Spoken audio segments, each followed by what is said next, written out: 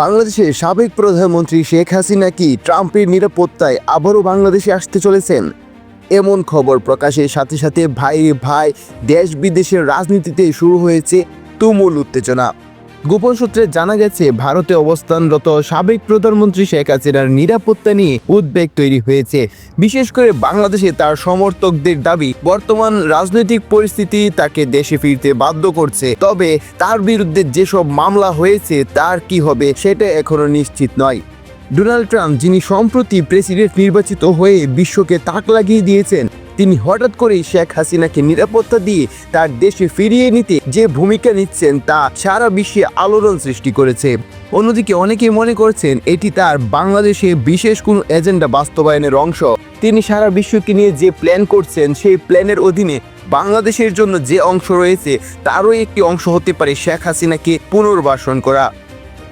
Trump নির্বাচিত হওয়ার পরে শেখ হাসিনা এবং আওয়ামী লীগের কর্মীদের মাঝে যেমন উচ্ছ্বাস লক্ষ্য করা গেছে, তার গোপন কারণ কি সেটা এখন জনগণের প্রশ্ন।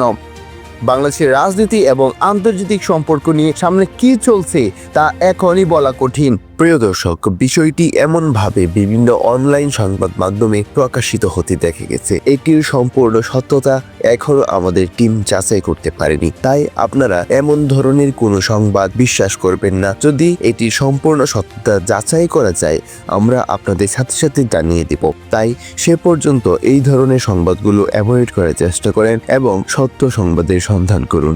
ধন্যবাদ।